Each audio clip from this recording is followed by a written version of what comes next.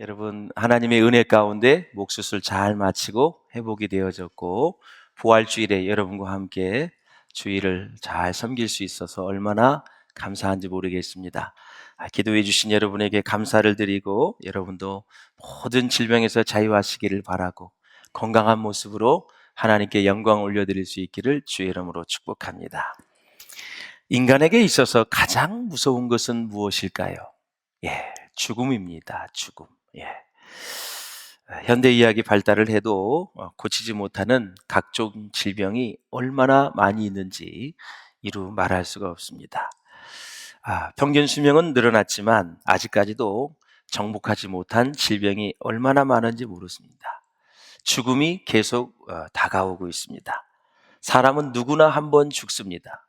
그래서 히브리서 9장 27절에 보면 한 번 죽는 것은 사람에게 정하신 것이요 그 후에는 심판이 있으리니. 하나님이 말씀하시면 그대로 이루어집니다. 죽는 것은 하나님이 정했습니다. 피할 길이 없어요. 그 이후에 심판이 있다라는 거죠. 아무리 높은 고위직이나 권력을 가진 사람 할지라도, 재산을 가진 부유한 사람이라 할지라도, 가난한 사람이라 할지라도 죽으면 그 사람은 다 없어지게 되는 것입니다. 흔적도 없어지게 됩니다. 다 한 줌의 흙이 되어지죠. 고린도전서 15장 55절에 보면 사망아 너의 승리가 어디 있느냐, 사망아 네가 쏘는 것이 어디 있느냐라는 거예요. 이 사망은 모든 사람을 어디로 끌고 가지요? 죽음의 세계로 끌고 가는 거예요. 때로는 암으로, 때로는 치매로, 때로는 각종 질병을 통해서 계속 죽음으로 이끌고 가는 거예요. 그것을 우리는 피하기 위해서 병원도 다니고 건강관리도 하고 저마다 다 자기 관리를 하며 사는 것이지요. 그렇게 해도 어느 세월이 지나면 우리는 죽음을 맞이할 수밖에 없다.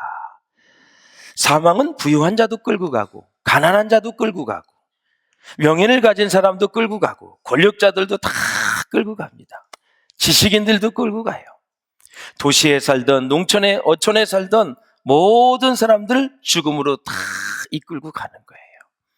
시편 90편 9절에 보면 우리의 모든 날이 주의 분노 중에 지나가며 우리의 평생이 순식간에 다하였나이다. 할렐루야. 10절에도 보면 우리의 연수가 70이요 강건하면 80이라도 그 연수의 자랑은 수고와 슬픔뿐이요 신속히 가니 우리가 날아가나이다. 계속 우리의 인생을 날아간다 표시하면서 우리에게 우리 날 계수함을 가르치사 지혜로운 마음을 얻게 하소서. 이 지혜로운 마음은 죽음이 있다라는 것을 아는 것이고 또 선과 악이 있는데 선을 선택하며 살아야 되는 것을 가르쳐 주는 것이고 옳고 그름이 있는데 옳은 것을 선택해야 되는 것을 가르쳐 주는 것이고 시간이 너희 것이 아니고 목숨이 너희 것이 아니고 생명이 너희 것이 아니고 이 모든 것이 다 하나님의 것이기 때문에 지혜로운 마음을 얻는다는 것은 피조물이 창조주를 경외하고 예배하고 알아볼 수 있는 진리를 말하는 것입니다. 할렐루야. 그래서 이 인류 역사상 가장 놀랍고 위대한 일이 뭐냐? 바로 예수님이 우리의 모든 죄를 대신해서 십자가에 못 박혀 돌아가 죽으시고 3일 만에 부활하신 사건이 인류 역사의 최대의 사건이다라는 사실이에요. 할렐루야. 그러므로 사랑하는 여러분, 오늘 본문에 보면 막달라 마리아와 다른 마리아가 무덤에 간 이유가 있습니다. 주님의 시신을 찾아서 향유를 발라드리기 위해서 갔습니다. 우리 1절을 보실까요? 1절입니다. 시작. 안식일이 다 지나고 안식 후 첫날이 되려는 새벽에 막달라 마리아와 다른 마리아가 무덤을 보려고 갔더니. 아멘. 이 여인들은 도대체 무슨 생각으로 예수님을 찾아갔을까? 3일이 지나면 시체 썩은 냄새가 나잖아요. 장례를 많이 치러봐서 참 80년대 90년대 막 보면은 집에서 장례를 치를 때가 많이 있어요. 시신 냄새가 많이 나요. 그래도 이 연인들은 십자가에 매달려 죽으신 예수님을 변함없이 사랑했습니다. 그런데 예수님이 부활하실 것이라는 믿음은 없었어요. 사랑은 했어요. 자, 우리 존 그레이가 쓴 하성에서 온 남자, 금성에서 온 여자에 보면 그 남자와 여자의 차이에 대해서 설명하는 내용이 나와요. 남자들은 모든 것을 논리적으로 생각을 하고 여자들은 감정적으로 사고한다. 우리 세상을 살면서 이것을 잊어버리면 절대 안 돼요. 남자하고 여자하고 다릅니다. 남자는 모든 것을 논리적으로 생각을 해요. 그래서 집안 싸움이 왜 나냐면 여자의 감정을 모르기 때문에 하는 소리죠. 감정은 배경을 이해를 해야 돼요. 남자는 드러난 것만 딱 가지고 판단을 하는 거예요. 그래서 남자들은 예수가 죽었느냐 살았느냐, 죽었다, 갈 필요가 뭐 있어. 부활을 안 믿으니까 안 가는 거죠. 그러면 여자는 감정적으로 사고해요. 예수님이 죽었다 살았다, 죽었다, 그거의 생사 여부에 관계없이 예수님이 보고 싶은 거예요. 예수님을 사랑하니까 간 거예요. 이렇게 차이가 나는 거예요. 가서 시신에 향유를 발라주고 싶다. 예수님을 사랑하기 때문에 그러한 반응을 하는 것이다. 그러므로 주님을 사랑하는 마음만 있다면 우리는 작은 믿음으로도 부활의 주님을 만날 수 있다라는 사실이에요. 이 사랑하는 마음이 참 중요한 거예요. 5절을 한번 읽어보세요. 5절 시작. 천사가 여자들에게 말하여 이르되 너희는 소망 말라. 십자가에 못 박히신 예수를 너희가 찾는 줄을 내가 아노라. 아멘. 무서워하지 말라. 부활을 했기 때문에 너희에게 산 소망을 주니 절대 무서워하지 말라. 6절에 보면 그가 여기 계시지 않고 그가 말씀하신 대로 살아나셨느니라. 와서 그가 누우셨던 것을 보라 그랬어요. 예수님의 부활은 어떤 사실보다도 이 지구촌에 일어났던 역사적인 사건을 비교해 볼 때 수많은 증거를 가지고 있습니다. 비어시라는 사람이 마태복음 언어를 연구했는데 부활 이후에 예수님께서 나타나신 순서를 여러분들이 볼 필요가 있어요. 처음에 제일 먼저 본 사람이 막달라 마리아입니다. 그 이후에 무덤에서 돌아가던 여인들에게 보이셨고 그 다음에 베드로에게 보였습니다. 제자들 중에서는 베드로가 제일 먼저 보았고 그 다음에 엠마오 도상에 두 제자가 있습니다. 예수님이 만나주셨어요. 도마 위에 사도들이 있고 도마가 사도들과 함께 있을 때도 또 나타나셨어요. 그리고 디베라 바다에서 7 제자에게 보여주셨고 또 누구에게 보여주셨어요? 사도 및 500의 형제에게 보여주셨어요. 그리고 예수님의 동생, 생전에는 예수님을 믿지 않았던 야고보, 부활하신 예수님이 바로 자기 형인 줄로 믿고 이제 그를 하나님의 아들로 받아들이죠. 그리고 예루살렘 교회의 총회장이 됩니다. 그리고 11사도, 그리고 다메섹 도상에 바울에게 나타나셨고 예루살렘 성전에 있었던 바울에게 또 나타나셔서 이렇게 또 스데반, 그렇죠? 스데반은 그가 순교할 때 하나님 보좌 우편에 바로 예수님이 보이셨어요. 그리고 밤모섬의 요한이 계시록을 받을 때 예수님을 보았어요. 이렇게 예수님은 부활하신 이후에 많은 사람들에게 보여주셨어요. 사랑하는 여러분, 우리는 그 당시에 없었지만 하나님의 약속의 말씀을 믿고 부활을 믿는 것입니다. 여러분. 이 믿음, 이 사람이 복이 되는 거죠. 그럼 부활이 무엇이냐? 부활이 무엇이냐? 부활은 한마디로 정의하면 다시는 죽는 일 없는 썩지 않을 형체, 영체로 다시 살아나는 일을 부활이라 그래요. 다시는 죽는 일 없는, 썩지 않아요. 썩지 않을 영체로, 형체로 다시 살아나는 일, 스피리추얼 바디라 그래요. 그래서 예수님이 부활하신 다음에는 막 벽도 통과하시고 창도 통과하시고 그러셨어요. 그런데 참 희한해요. 영적인 몸인데 못자국도 있고 옆구리에 창자국도 다 있어요. 그게 부활하신 예수님의 모습이에요. 우리도 그렇게 부활하는, 예수님이 첫 부활의 열매가 되셨기 때문에 우리도 그렇게 부활하는 거예요. 그런 상태에서 천국에서 사는 거예요, 여러분. 그러니까 죽은 다음에는 아무것도 없이 다 사라진다? 아니에요. 죽은 다음에 우리는 천국에 가서 그런 몸의 형체로 다 알아보고 사는 거예요. 우리 비전교회 성도들 천국에 가서 한번 모임을 가집시다. 할래? 그때는 제가 담임 목사가 아니에요. 하나님이 다 계시기 때문에 하나님 그늘 아래서 우리는 영원토록 그 안에서 행복하게 사는 거예요. 할렐루야. 여기 앉아 계신 분 중에서 지옥으로 가는 분들이 단 한 사람도 없기를 주의 이름으로 축원합니다. 천국에서 다 만나서 그때 2025년도의 부활주일날 우리가 칸타타 했던 것도 기억하고 다음 주에 있을 리오 드러머의 연주도 우리가 간증도 들어보고 은혜를 받고 우리가 정말 그 신앙생활 했던 것을 추억하면서 그 나라에서 같이 정말 사랑을 나누는 은혜가 있기를 주의 이름으로 축원을 드립니다. 자, 여인들은 예수님의 시체를 찾았지 살아계신 예수님을 찾지는 않았어요. 얼마나 믿음이 없었는지 믿음 없음을 염려하지 마세요. 걱정하지 마세요. 천천히 하시면 돼요.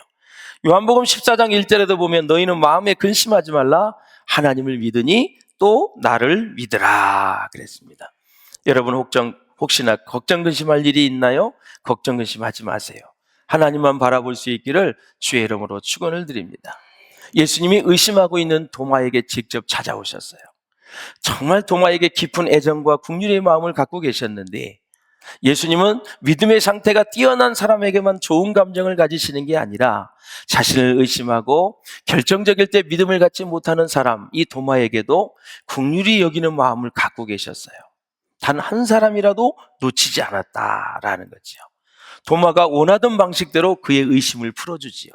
손자국, 옆구리, 창자국을 다 보여주면서 내가 예수다라는 거죠. 도마의 수준으로 내려가 주신 것입니다. 눈높이 사랑을 해주시는 거죠. 여러분, 주위에 있는 사람들 중에 실망한 사람이 있습니까? 저 사람 저 정도밖에 안 돼. 정말 실망했어. 그럴 때는 눈높이를 낮추셔야 돼요. 여러분의 기대치에 차지 않을 때 낮추시는 것이 실력이에요. 낮추어서 예수님처럼 이 땅에 오신 것처럼 그 사람 수준에서 얘기하시고 그 사람 수준에서 생각하시고 그 사람을 품에 안을 수 있기를 주의 이름으로 축원을 드립니다. 우리에게 믿음이 생기지 않으면 주님이 직접 찾아오시는 거예요. 말씀으로, 찬양으로, 기도로 많은 사람들을 통해서 우리에게 찾아오셔요. 그것을 거절하지 마시고 여러분들의 믿음이 점점점 정말 충만해지시기를 주의 이름으로 축원을 드립니다. 우리가 성도들이 시험에 들면 신망을 하게 돼요. 왜 안 나왔어요? 무엇이 힘드세요? 참 답답한 일이 무엇인가를 물어보고 그의 모든 삶을 들어보고 같이 기도해주고 사랑해주는 거예요. 다시 일어나라는 얘기죠. 그러므로 사랑하는 여러분, 도마는 참 예수님이 보실 때 믿음이 없었다기보다는 믿음이 점점 약해져 가고 있었다라는 거죠. 그렇다면 여러분, 크리스찬의 문제는 무엇일까요? 믿음이 없는 게 문제가 아니라 믿음이 점점 약해지는데 식어가는데 문제가 있어요. 신앙의 알맹이는 모두 빠져나가고 나중에 껍데기와 형식만 남게 되어져서 결국은 열심도 사라지고 봉사도 사라지고 기도도 사라지고 찬송도 사라지고 예배도 사라지고 헌신도 사라지고 신앙의 기쁨도 다 사라지는 거예요. 도마가 깨어집니다. 예수님의 손자국도 옆구리의 창자국을 보면서 고백을 합니다. 나의 주시며 나의 하나님이십니다. 다 의심이 해갈됐어요. 여러분, 도마는 십자가를 보고도 깨어지지 않았지만 부활의 주님을 보고 깨졌어요. 이만큼 부활이 위대한 거예요. 이성을 가진 인간은 죽음에 대해서는 이해하지만 부활에 대해서는 이해하지 못합니다. 이 세상에 죽음을 모르는 사람이 어디 있어요? 다 알아요. 그러나 부활에 대해서는 이해하지 못합니다. 여러분, 예수님을 믿고 착한 일을 하는 것은 기독교가 아니에요. 진정한 기독교는 부활하신 예수님을 믿는 것입니다. 부활하신 예수님을 믿고 예수님의 선한 일을 행했기에 그의 삶을 본받아 착한 일을 하는 거예요. 착한 일을 하는 게 기독교가 아니에요. 부활하신 예수님을 믿는 종교가 기독교고 그 기독교 안에서 착한 일을 하는 거예요. 순서가 헷갈리지 않기를 주의 이름으로 축원합니다. 예수님을 믿는 사람은 태도만 봐도 그 믿음의 상태를 알 수가 있어요. 믿음은 선택입니다. 하나님은 사람들에게 믿으라고 강요하지 않으시거든요. 우리는 하나님을 믿을 수도 있고 믿지 않을 수도 있습니다. 그러나 하나님은 모든 사람이 믿기를 바라십니다. 우리는 이 세상을 살아가다가 나쁜 말을 할 수도 있고 좋은 말을 할 수도 있는데 우리는 의지적으로 좋은 말을 하기로 결정하는 것입니다. 선택하는 것이죠. 도마는 예수님의 못자국을 확인하고 믿었습니다. 그때 예수님이 이런 말씀하셨어요. 기억하세요. 보고 믿는 사람보다 보지 못하고 믿는 사람이 더 복되도다 그랬어요. 백부장이 하인이 병이 들렸어요. 예수님 앞에 왔어요. 예수님, 우리 집 올 필요가 없습니다. 말씀만 하시면 우리 하인의 병이 나을 것입니다. 진짜 그때 예수님이 선포했어요. 내 믿음대로 될지어다. 그랬더니 병이 났어요. 예수님이 한마디 했어요. 이스라엘에 이만한 믿음을 내가 본 적이 없다. 사랑하는 여러분, 그렇습니다. 따져보고 확인한 후에 믿는 것도 복이지만 그대로 순전하게 믿는 것은 복 중에 복이다라는 거지요. 우리가 선택의 기로에서 부정적인 것을 선택하지 말고 언제든지 긍정적인 것을 택해야 지혜로운 사람입니다. 안 되는 것을 선택하지 말고 되는 것을 택할 수 있기를 주의 이름으로 축원합니다. 보이는 현상에 집착하지 말고 믿음의 향방을 쫓아서 여러분의 믿음의 행군을 잘 해가서 순례자의 길을 잘 걸어가시는 우리 비전교회 성도들 될 수 있기를 바랍니다. 여러분의 가정에 어려운 일이 있습니까? 직장 생활이 어렵습니까? 사업이 어렵습니까? 사랑하는 여러분, 모든 직장과 사업과 가정을 내가 천국으로 만들겠다는 믿음을 갖고 있다면, 그 믿음을 가지고 기도한다면 여러분의 가정과 직장, 사업, 직장 모든 것들이 회복될 줄로 믿습니다. 할렐루야. 마크 데보라는 사람이 있어요. 이 사람이 신약 성경의 핵심 메시지라는 책을 썼는데 이 사람이 1500권의 책을 읽었습니다. 뭐에 대해서? 예수님에 대한 것을 읽었어요. 그랬더니 그가 발견한 공통점은 뭐냐면 이 1500권의 요약이 뭐냐면 예수님이 친히 나무에 달려 그 몸으로 우리를 대신하여 십자가에 못 박혀 죽으셨고 사흘 만에 죄와 사망의 법을 이기고 살아나셨다, 부활하셨다라는 것입니다. 시간도 없고 바쁜데 여러분 1500권을 언제 읽겠어요? 그 말씀, 하나님의 말씀을 믿고 부활의 능력과 권세가 우리 가운데 함께 할 수 있기를 주의 이름으로 축원을 드립니다. 제가 제자들을 연구를 해봤어요. 제자들 연구하는데 수많은 책을 보았는데 그들은 충분히 부활을 의심했어요. 그리고 충분히 불신했어요. 충분히 거리를 두었어요. 베드로 하나를 보아도, 도마를 보아도 베드로는 얼마나 멀리 갔는지 몰라요. 예수님을 저주하고 그는 예수님을 떠났습니다. 그리고 주가 아니라고 말했습니다. 그러나 나중에 예수님이 다시 찾아와서 그에게 말씀하실 때 부활을 다 검토하고 믿기 시작을 했다. 제자들은 듣고도 믿지 아니했습니다. 오히려 의심을 했습니다. 그래서 예수님이 이렇게 말하십니다. 미련하고 선지자들이 말한 모든 것을 마음에 더디 믿는 자들이요, 그랬습니다. 잘 믿어지는 게 복입니다, 여러분. 오늘 말씀 들었는데 은혜가 됐다, 복입니다, 여러분. 오늘 말씀에 하나라도 깨달아진 게 있다, 복입니다, 여러분. 다 성령이 역사하는 거거든요. 여러분, 예수님이 처음 태어날 때 증인이 누구였을까요? 들판에 있는 목동이었습니다. 예수님이 부활하신 다음에 증인은 누구였을까요? 막달라 마리아였습니다. 목동과 여인은 당시에 정말 1세기 때 유대인 사이에서는 사람 취급을 받지도 못했고 호적에 올리지도 않았습니다. 그런 사람들이 성탄을 참 목격을 했고 그런 사람들이 부활을 참 목격했다. 정말 여러분 1세기에 태어나지 않는 것을 여성 여러분 감사하셔야 됩니다. 성경을 보니까 남녀가 평등하다는 것을 깨닫고 우리 대한민국의 여성들은 얼마나 행복한지 이루 말할 수 없습니다. 전 세계에 여러분 아내로서의 만족도가 1위입니다. 여러분들이 지금 대한민국에 살고 있는 거예요. 누구 덕분이냐? 부활하신 예수 그리스도 덕분이다라는 사실이죠. 우리 교육자 중에 애를 낳는데 우리 부목사님이 집에 가서 다 이렇게 해준다 그러더라고요. 이야, 참 은혜가 충만해. 예, 얼마나 충만한지 몰라. 근데 나는 부교육자 때요, 너무너무 그런 것들 세 딸이나 낳았잖아요. 이걸 다 치닥거리 할 수도 없고 형이 힘들어서 제가 안방을 서재실로 만들어버리고 다 내쫓았습니다. 그래가지고 아무도 못 들게 하고 내가 이 기간에 앞으로 10년 동안 실력을 쌓지 않으면 안 된다. 육아도 중요하지만 육아는 사모님이 해. 그래서 제가 전권을 위임해 줬습니다.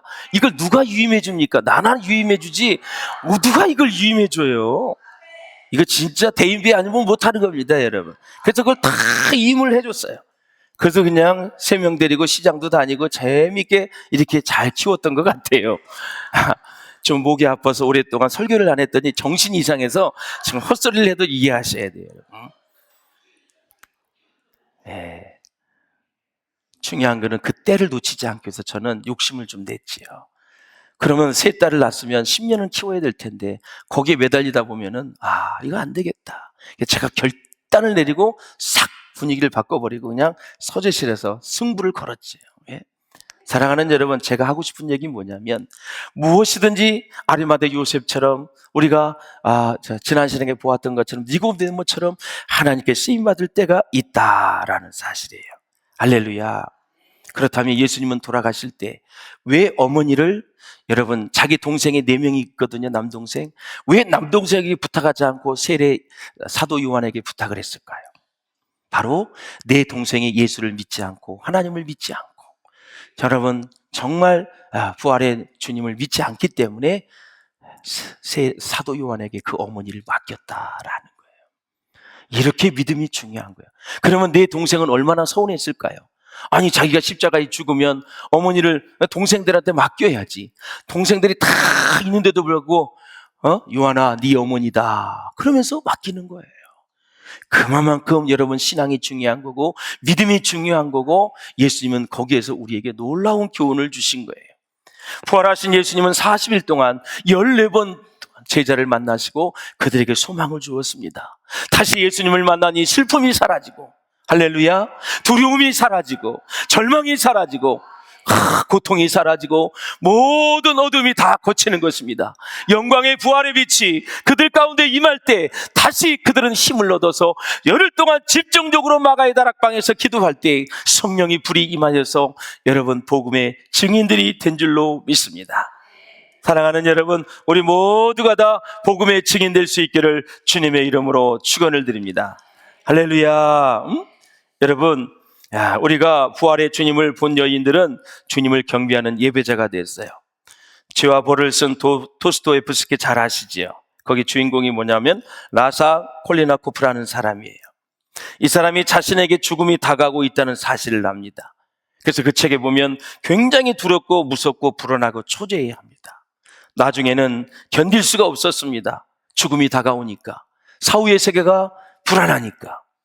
그래서 어떻게 해요? 자기 옆에 있는 애인에게 요한복음 11장을 읽어달라고 얘기합니다.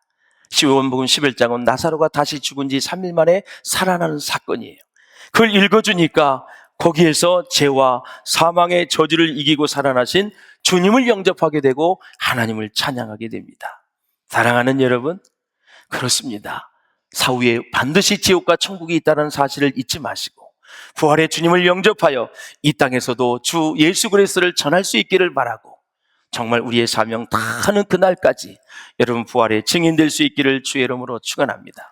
요한복음 11장 25절을 읽고 마치겠습니다. 시작.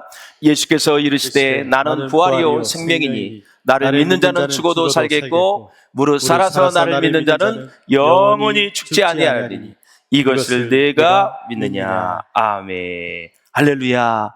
우리는 부활을 믿습니다. 예수님이 나의 인생의 주인이십니다. 예수님이 나의 왕이십니다. 예수님이 나의 인생의 주인이십니다. 그 주님을 모시고 부활의 주님을 전하는 우리 모든 성도들이 될 수 있기를 주의 이름으로 축원합니다.